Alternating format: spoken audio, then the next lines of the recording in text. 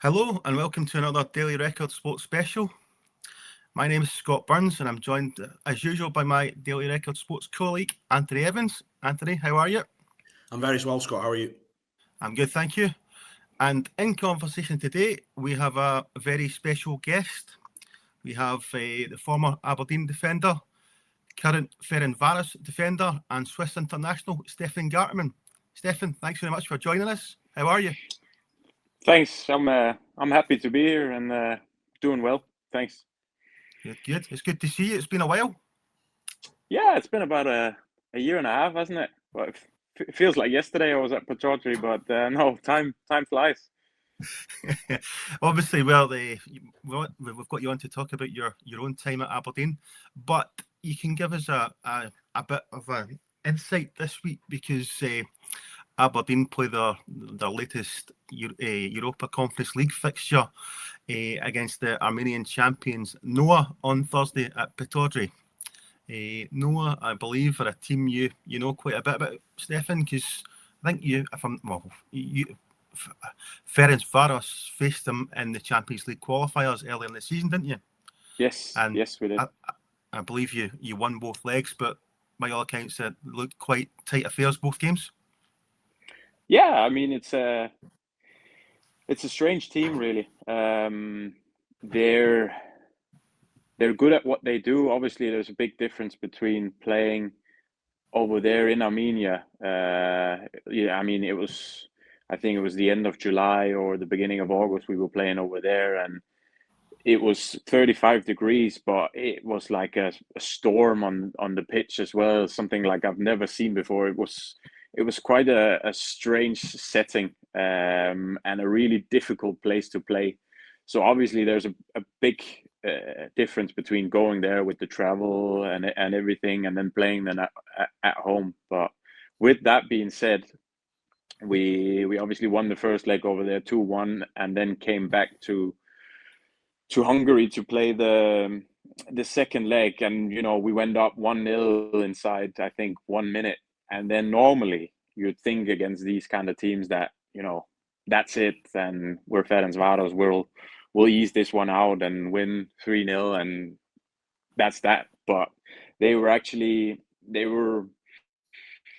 brave enough to try and get back into the game, and they kept on scoring. Whenever we went one goal up, they kept on scoring, and I think we went up 3 or 4 times in that game, ended up winning the game 4-3 at the end. But every time we went one goal up, we were like, surely this is it. But they just kept playing, and they played through us, and they were strong in the counters, and it just felt like every time they were in our box, they were dangerous, and that's, I think, because of the fact that they have a few individualists that on their day are very dangerous and can cause problems for teams like us, for teams like Aberdeen. So if you give them the feeling that there's something to get out of this game, they'll cause you problems. And also, when they're playing on this big stage, they also, they're not the biggest club. So for them, there isn't much to lose.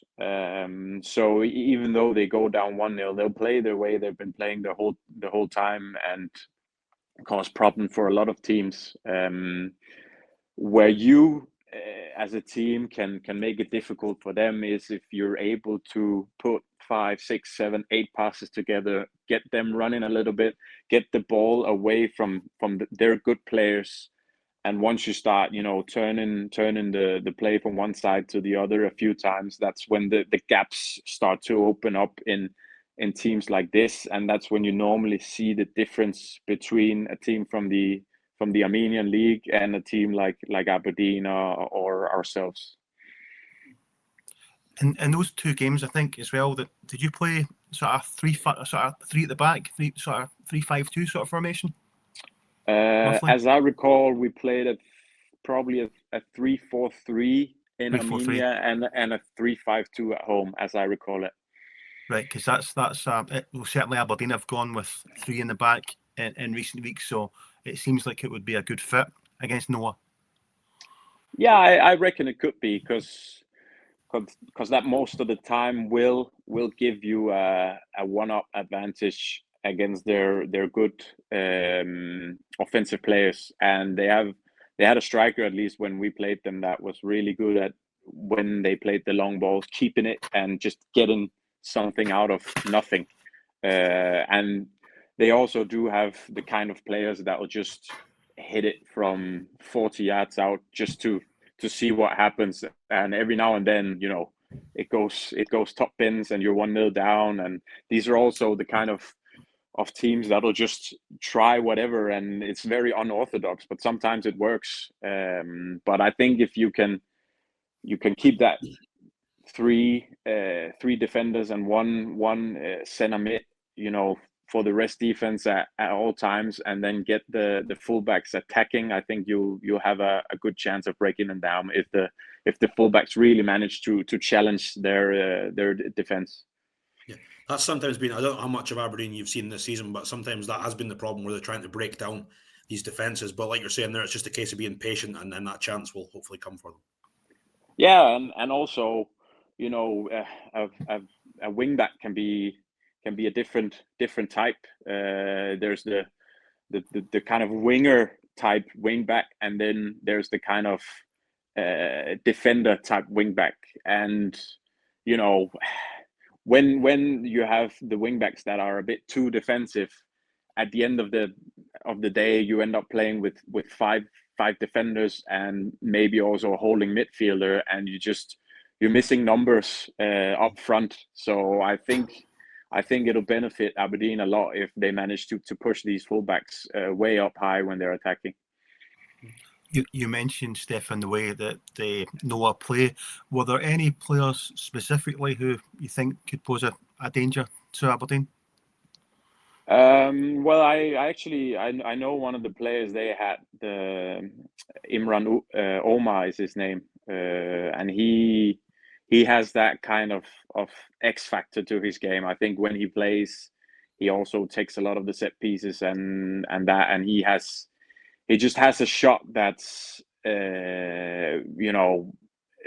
when he hits it from far out, sometimes it just goes into the corner like, out of nowhere. But it's also a player that, when he's not on his day, it's a benefit for you as a team, because he won't work as hard as some other players with less offensive qualities might. But on his day, he's a very creative and very strong player, and sees those passes between the lines.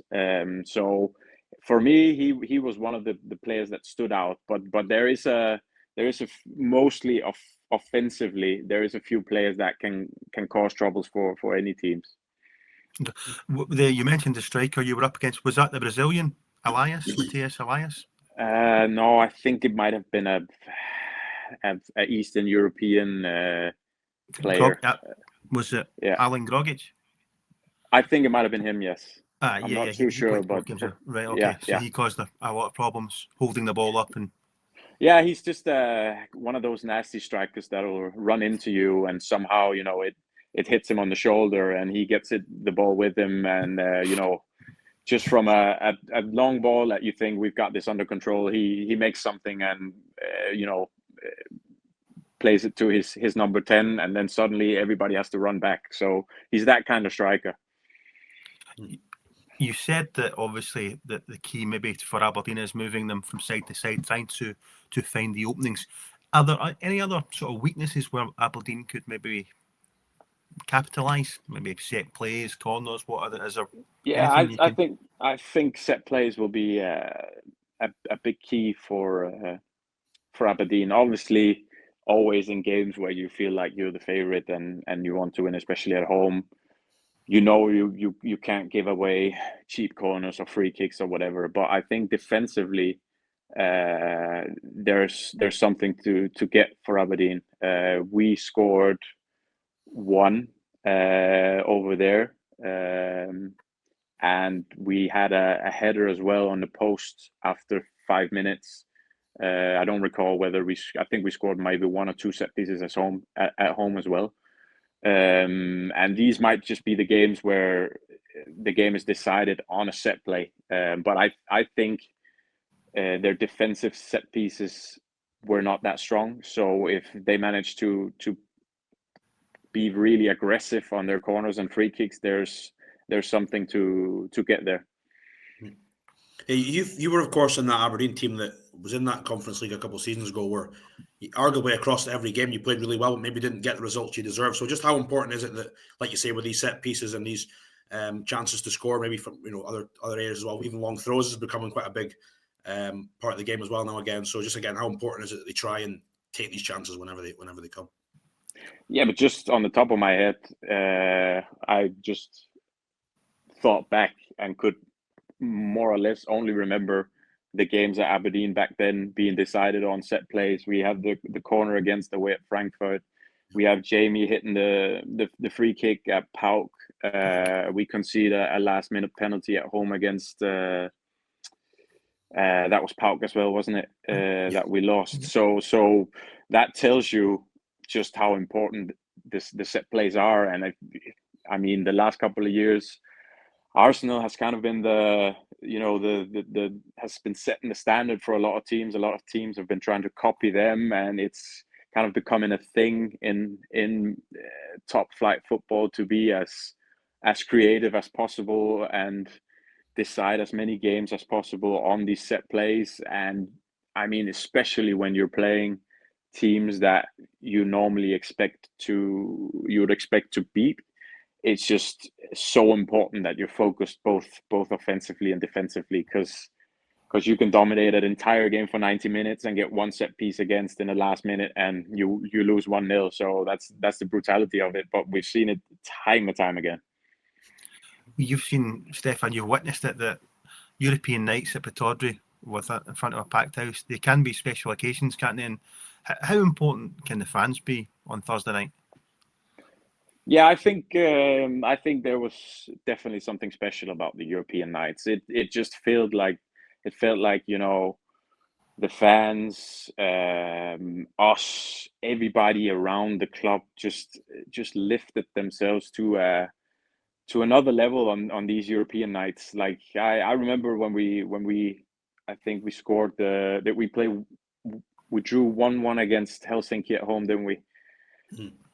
When we scored that 1-1, I remember the atmosphere being close to something I've never witnessed before, and it was really special. And I haven't witnessed that kind of because as a player, you don't often really notice what's happening around. You can hear people shouting and you can hear it's loud, but it was like it hit a different frequency. The noise when we scored that equalizer, when we scored the 2-0 against Pauk as well, there was just an electric feeling. And even though we won some great games in the league at home as well, it just Europe felt special.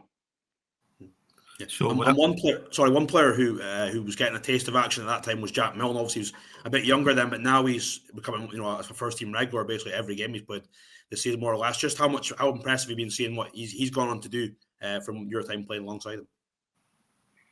Yeah, no, I think it's fantastic to see. First of all, that young players like him get the chance, because in a league like the Scottish Prem, there aren't many possibilities to bring in the young players, because every game there's just so much at stake. So that tells you a lot about, first of all, his ability to keep going, because he's been on the bench for a long time, and it's hard when you're on the bench for a long time and you keep having the feeling like, next time I'll get the chance. And then for some reason, the coach finds another way to, change somebody's position to fit in that right back or center half spot instead of you. And it doesn't always seem fair. So it makes me happy that a guy like him, who I know works hard every day and who I know the club means a lot to, now finally gets the reward, because it's taking time, but it also shows that you don't have to be a super talent at 16 and break through immediately always. Sometimes people bloom a little bit later. Not that he's an old player, but sometimes you just need a year or two more to break through and to build that mentality as well, because we all know here that Scottish football is it's tough. It's tough as a defender as well, and everything that goes on with media and press and social media as well. You need to be made of a certain material to be able to get through that and come out like he has now. We've spoken about Jack there. We said that obviously that Jimmy Tulane has moved to a 3 at the back. One of those players beside Jack is a player you know very well, and obviously recommended and did the hard sell to Aberdeen. It's Mats Neuster. He's come in, and the big Dutchman has come in and looked very impressive for Aberdeen. Mm. What can you say there on your former Ferencvaros teammate? No, but I think I've spoken to you about this before, that Mats is just a solid player, and I see some of my own qualities in him as well. I think he's in technical abilities and on the ball, he's better than I am. But when it comes to just being reliable, he's the kind of player that I really appreciate, because you know what you're going to get. You rarely get a 10 out of 10 performance, but you also never get a 1 out of 10. You'll at least get a 5 every match, and that's just that's a dream for a manager, that you know what you're going to get every time. And at Ferencvaros, many of the players that are brought in are obviously high quality players, but that also means sometimes that it can be players that have one really good game, then one really bad, then one really good, then one really bad. And Mats maybe doesn't fit as well into that category because he's just solid for most games. But for me personally, that's the kind of player I want on my team. What's your can Aberdeen win this on Thursday night? Obviously, it's going to be difficult and they'll have to play well, but is it a game they can win? 100%, and I think they maybe wouldn't expect it, but I think a lot of, if you ask a lot of people in and around Aberdeen, they certainly would expect to win that kind of game. But yeah, it's not easy. These European games are not easy. We also, when I was there, expected to win twice against Helsinki, but these teams are just so difficult to prepare yourself for, because they play such an odd game of football, such a different way of approaching tactics and the way of the game. And then again, for them it's massive coming to Pittodrie. Aberdeen has a huge name in Europe still, and for a club like Noah, it's massive to come to a place like that and get to play in that kind of atmosphere.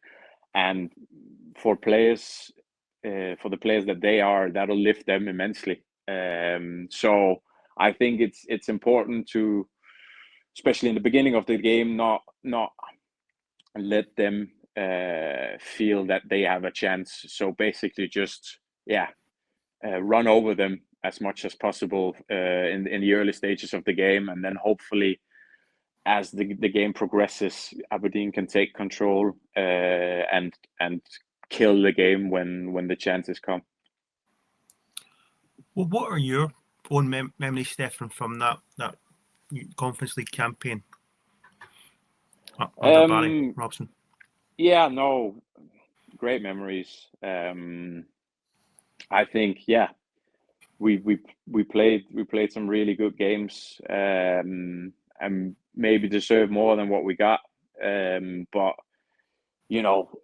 for me and for us, the first game, having the feeling of being able to compete with Frankfurt in Germany the way we did, gave us a massive boost. And then when we beat them at home too, and we had the draw away to PAOK, I think for us, because we were struggling at the league also at that time, you as players, you start to doubt yourself a little bit. But whenever we played Europe, for some reason we stepped up as a team, and that kept the feeling of, we're not that bad, even though we then would go on the Sunday and lose easily to Kilmarnock away, or I think we lost to Celtic as way 6-0 or something, and that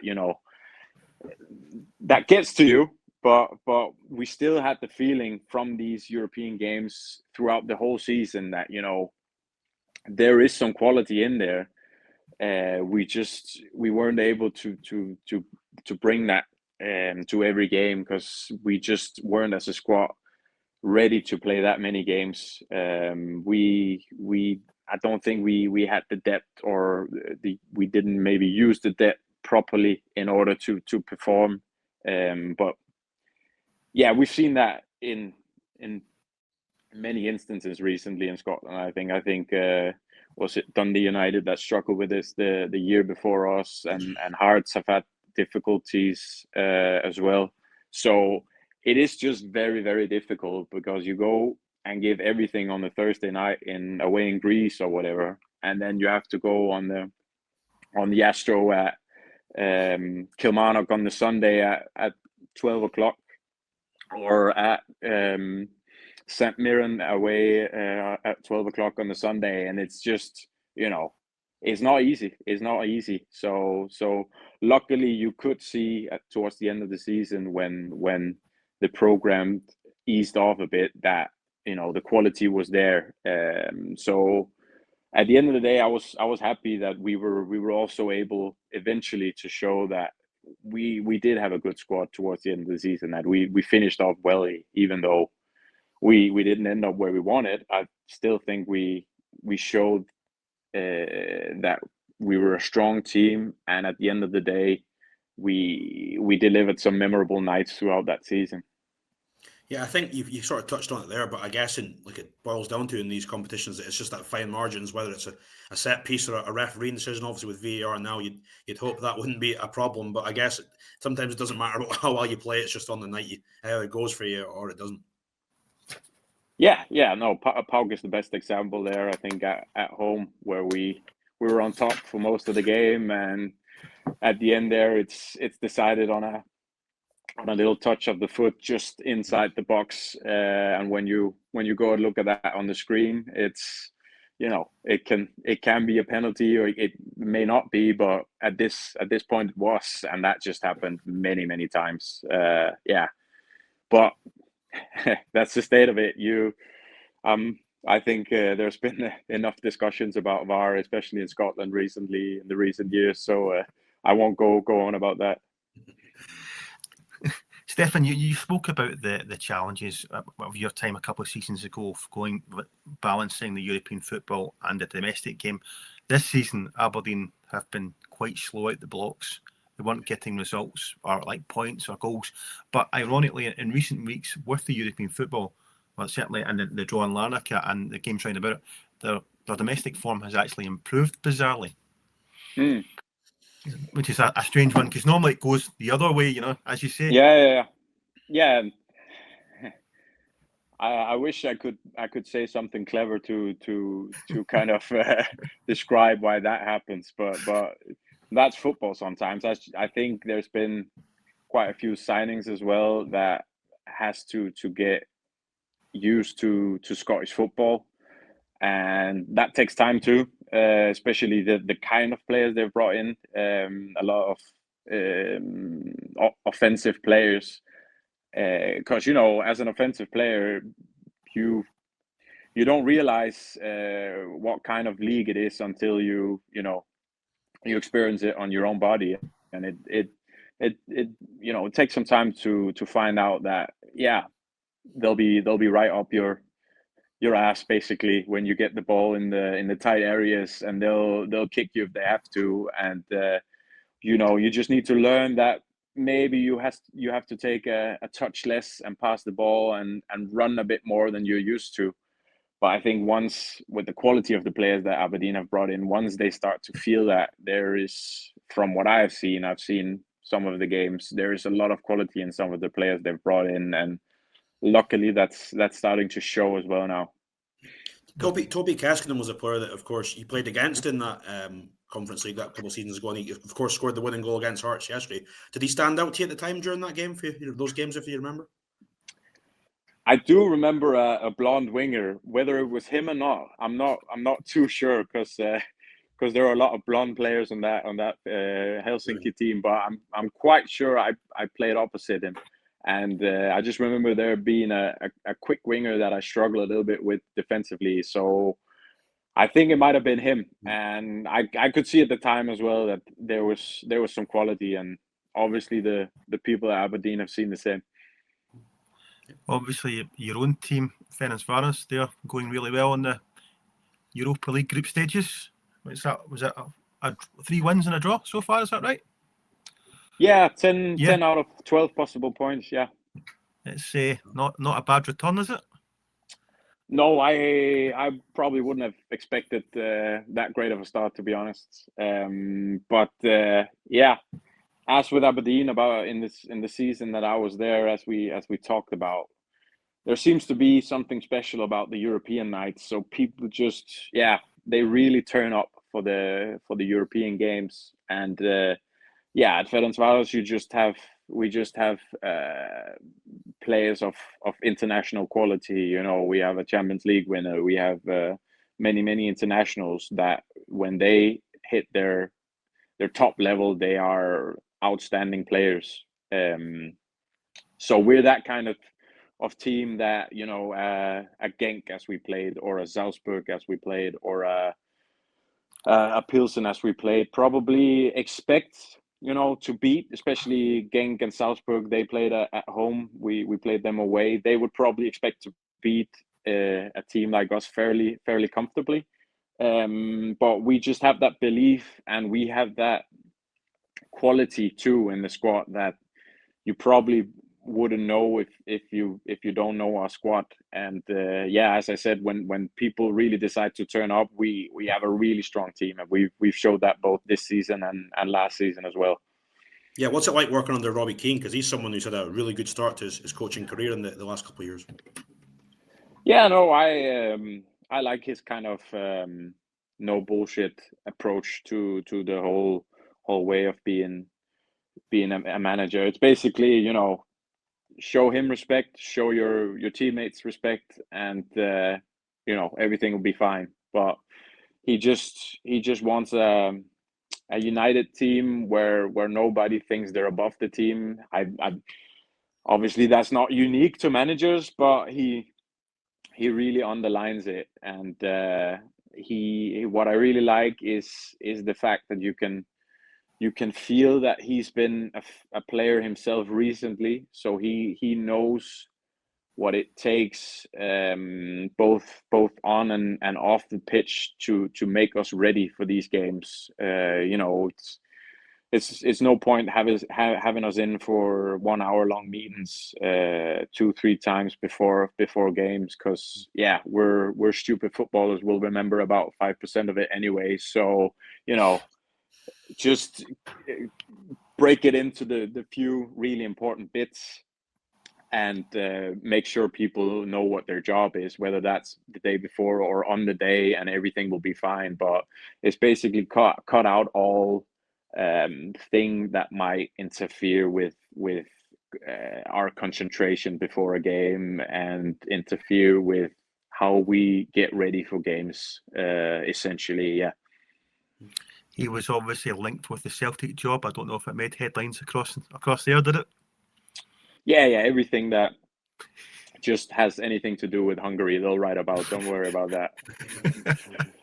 And obviously, his number 2, Stephen Glass, has got strong connections to Aberdeen. Have you had a few discussions about your Pittodrie memories? Yeah, of course. We've discussed some of the people we've come across, and discussed the vegetable aisle at the local Sainsbury's down in Garthy, of course.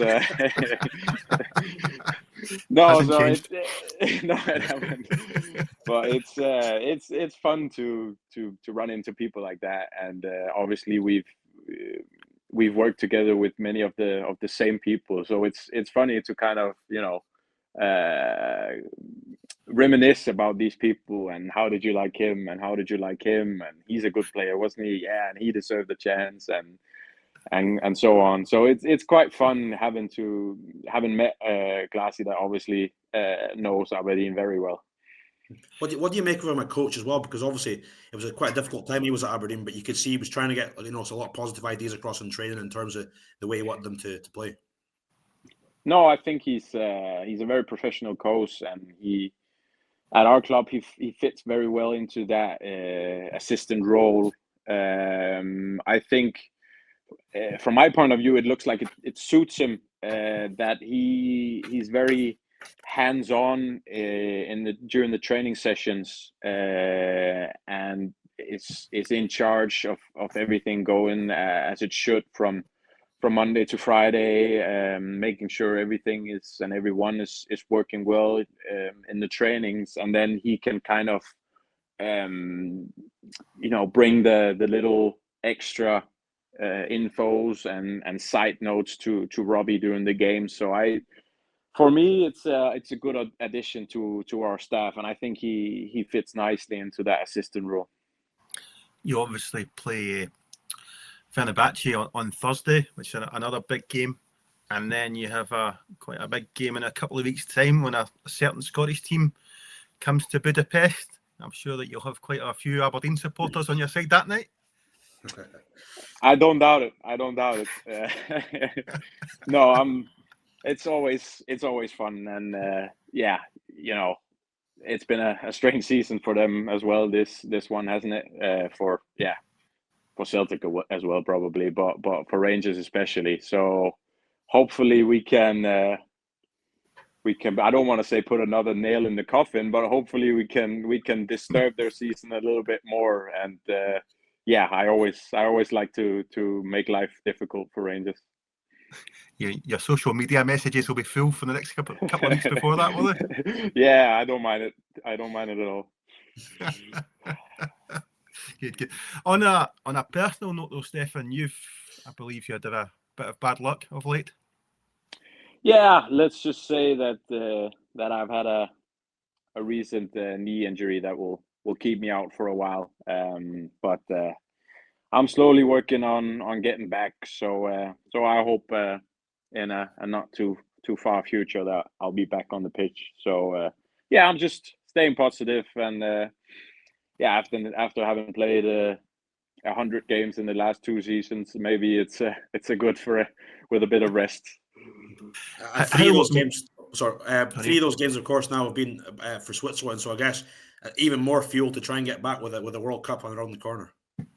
Yeah, of course, it's a big one in the summer, but there's also a massive competition for those few spots, and if we're honest, I'm gonna need a bit of luck to get into that squad. But you never know what will happen in the coming months, and as long as there's just a 1% chance of me going, then I'm of course gonna push for that. But if you look at that squad and look at the results they've been getting recently, it says a lot about the quality. But I obviously wasn't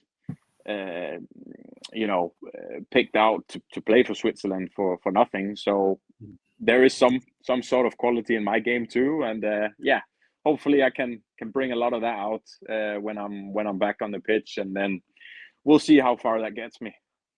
Stefan, you left Aberdeen as a Danish defender, then you suddenly became a Swiss international. How did that come about? Because there was never any mention in your time in Scotland. No, you're not the only person to be surprised. Even some of my closest friends were like, "Where did that come from?" But yeah, obviously I was doing really well in that season, last season at Ferencvaros, and I was talking to my agent about it, and I do have my Swiss heritage from my grandfather and my father, and we were just chatting, and we thought, why not ask? Why not, take the time just to ask if it's interesting for them? Because obviously it would be massive for me. And then in quite a short time, we got all the paperwork done, and suddenly I was able to go and play for them. And yeah, it's not a secret that that was huge for me, and the players that were in that team that I got to play next to is something that I'll probably never forget, and that will stand next to my name for the rest of my career, no matter if I get 0 or 50 games from here. Nobody can ever take that away from me, that I played for the Swiss national team, and that gives me an immense pride, because that's one of the biggest things you can achieve as a footballer. What part of Switzerland are they in? The part above Scotland? So it's a region called Thurgau. It's not too far from St. Gallen, you probably heard of. Yeah, not too far from the Austrian border, I believe. Where that part of my family still lives in around St. Gallen. So yeah, they were also there to cheer for me when I played my first game at home in Switzerland. So it was nice, and it kind of it brought some of my family together that maybe haven't been that well connected for many years. So it was a nice possibility also to get to know your family a little bit more and reconnect with some people and places as well. And yeah, just all in all, a massive thing for me to happen. So this will be the first tournament, for a while that Xherdan Shaqiri won't be there, because obviously he's a player that's I've lost the count amount of goals he's scored at European Championships and World Cups. But I'm sure so there'll be another chance for another star to make it on the big stage. Oh yeah, I mean, there's plenty of quality on the way there, and obviously still a few of the old quality players with Xhaka and with Akanji, with Mbolo, that can always turn up and deliver a massive performance. But you've got some young players coming through that's got some quality that I'm not used to playing with. So yeah, Switzerland just always produces talent like that, and I'm sure there'll be one or two names that will be that will get their breakthrough in that tournament. So strap yourself in for that. I will for sure. There are some good names on the way. Would you like Scotland in the draw? Oh yeah, 100%. That's always fun, and as we saw last time, the Scottish fans always turn up for these occasions, and always bring some good atmosphere and a lot of noise. So yeah, whether I'm there or not, I will certainly be hoping for Scotland. Stefan, we'll go on finally just to go on bit to your own time in Aberdeen. What were the sort of high points and low points for you, or anything in between that stayed out for you?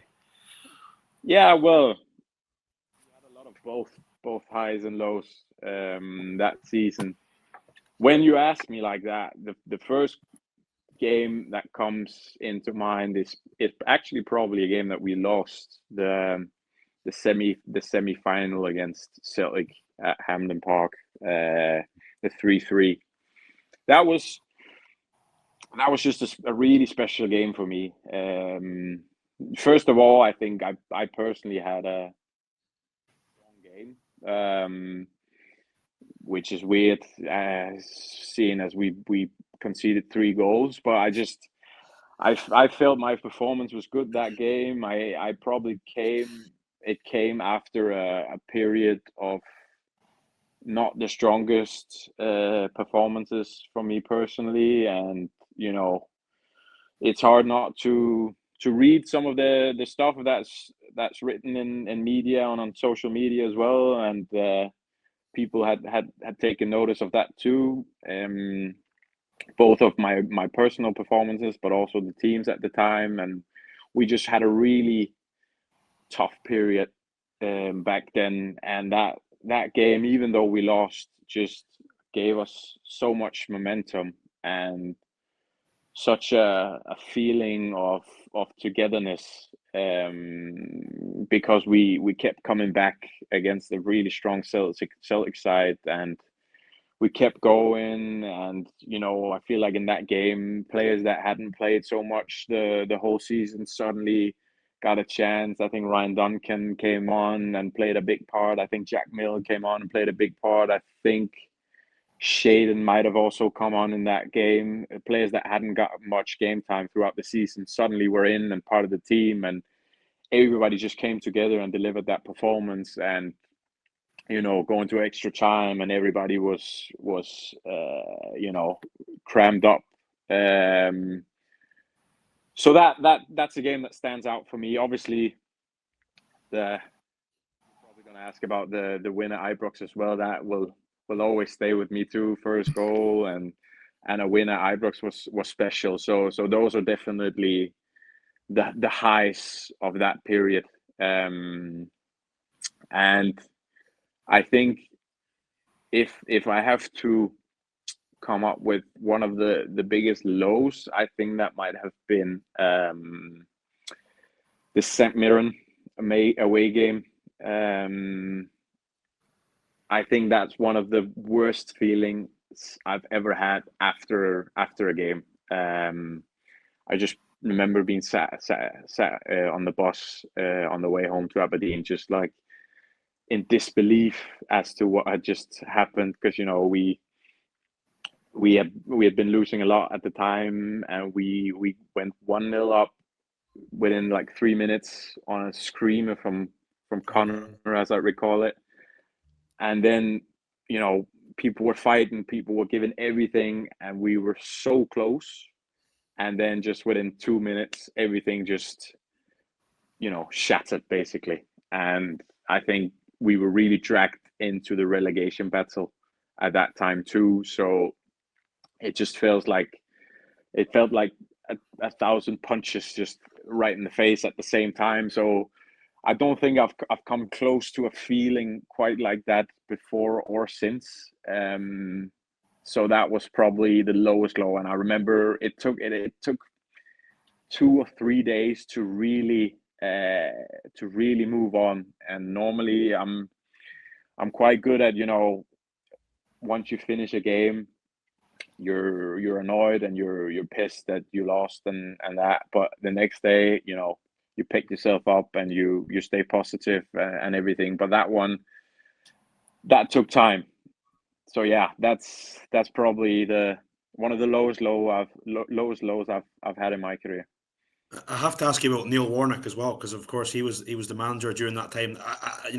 Going back, it was a huge shock that someone like him who all that experience he's had came up with Pittodrie, but it just didn't really work for him, did it? No, I just think the timing was off. I liked him as a person, and I liked his man management, but the way he did things and the way we did things at Aberdeen was just the timing was off, and it wasn't just the right match. And luckily they figured that out quite quickly, because once Pete took over, things started to change for the better. So yeah, that happens sometimes, and obviously it's a big name to get in, and you expect him to know what has to be done to turn things around, but it's a different place than what he's been used to. It's maybe a different time also. So I just think the timing was off. But yeah, obviously you couldn't know that before. Darren Clark was asking, what was your career performance and highlight while at Aberdeen? I think you've pretty much covered that one. Ellie's asking, would you have come back permanently had the opportunity arisen? Yes, I would have. But as you know, there's a lot to something like that happening. First of all, you have to agree your own terms. You have to have two clubs that agree on a figure as well. And you have to have a manager that sees you for your qualities and thinks he can lift you up. I think after my loan, it probably wasn't it wasn't the time to continue at Aberdeen. I don't think, if I'm being a little bit selfish, that I could have lifted my level to further heights at that point in my career. And then again, I don't think I would have. I don't think that the team would have gotten the best out of me. I felt like I've reached the limit and the things I could get out of being there. So yeah, sometimes we as footballers have to be a little bit selfish and think about what's the best move, what's the best step for me to make in my career. And that at that time, I don't think it was staying at Aberdeen that was the best option for me. And yeah, looking back now, I'm also glad that I made that decision, because I've had a few really good years since. And with that being said, Aberdeen will always have a special place in my heart. So I'll never rule out returning at any point, of course. Rustler was asking, ask him if you could have played midfield. He always thought you served better as a holding midfielder because you could handle the ball well. Have you always played at the back, or did you play centre midfield as well? Well, thanks to him. That's wow, yeah. I don't hear that often, but no, I like to have the play in front of me. I'm not too comfortable having players in my back. So I'm not sure I would have been the best centre mid. It would have been a rather, yeah, what do you call it? A rather Brexit kind of midfielder, a proper old school number 6. If I was to play in midfield, so I think I'll stick with being centre back for now. Good. Lee Seymour's asking, do you think that, obviously you had the time there, it was yourself, and there was like Richard Jensen. Now there's like Jimmy Taylin, there's the Swede, there's quite a few Swedes, there's Norwegians. I think the Scandinavian influence is a good thing on a team like Aberdeen.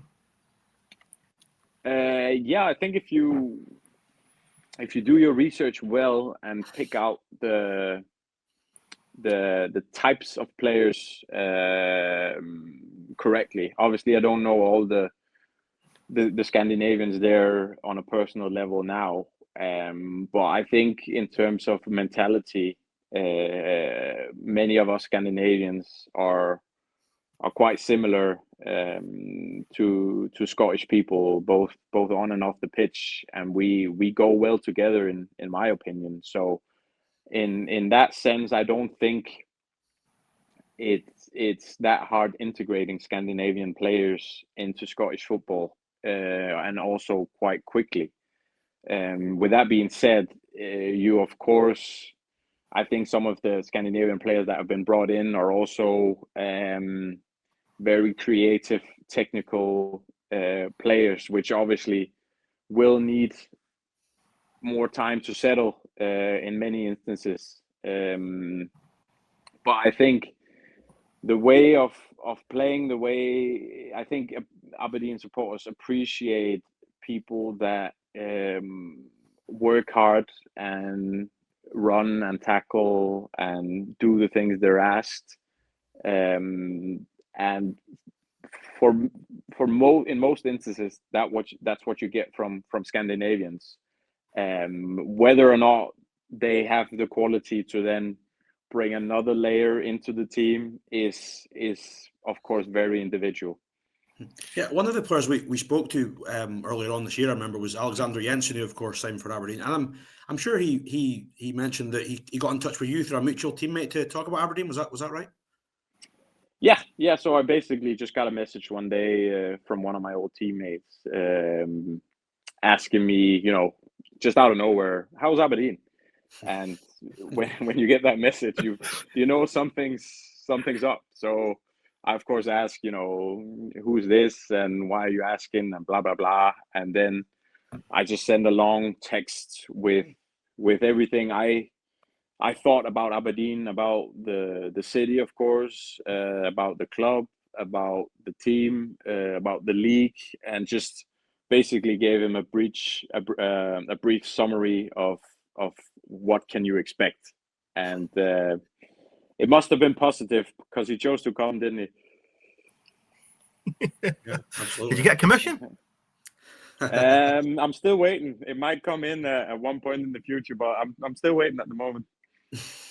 He's a player, of course, from Denmark as well. Were you aware of him before at all, or was he maybe a new player to you at the time? No, I wasn't too aware of him. Of course, I knew of him, but he hasn't played much football in Denmark. He went to Sweden quite early, so that's kind of that's become a thing the recent 5-10 years, that players that aren't really getting recognized in Denmark, Danish players mostly, they go to Sweden, they go to Norway, and suddenly they're worth £10 million from one good season. So a lot of players in recent years has have luck going that way. So he obviously did that too and got a great move out of it. So no, I don't know him as a player that well, but I know of him obviously. Stefan, just finally, one last question from the away section on X. He was saying that the Hungarian league is quite similar to the Scottish Premiership, 12 teams in a split of championship and relegation round. Likewise, in the Denmark Superliga has something similar. Do you prefer big leagues, or are these smaller setups just right for nations like Hungary, Denmark, and Scotland? I have to admit that I'm quite old school in terms of how to set up a league, and I prefer to have a bigger league, to play different teams, to not having to play a Ross County 4 or 5 times every season, going away to the same stadiums and playing the same players and the same teams. I like a bit of something new every now and then, and whether or not these countries have the qualities in team number 13, 14, 15, 16 and so on to have a bigger league, I don't know. But if you ask me what I would prefer, I would definitely prefer like an 8 team or a 20 team league to one of the ones with 12 teams, especially the ones that split it after a certain amount of games, because that just also brings so much stress and chaos into those final games of the first part of the season, which at times of course creates drama, which sells for Sky Sports and whatever, but as a football player, I definitely prefer the old school version. That's brilliant. Stefan, thank you very much for your time. Interview has been first class. You've been in a league of your own. Thank you for joining us. Thanks very much. Pleasure. Thank you very much. All the best. Thank you guys. Okay. Thank you for that insight, Stefan. And if you want to keep up to date with all the latest news, football news, Aberdeen news, go to dailyrecord.co.uk and across all our media channels for all the latest breaking news. Thanks for joining us today, and all the best. Catch you soon. Thank you.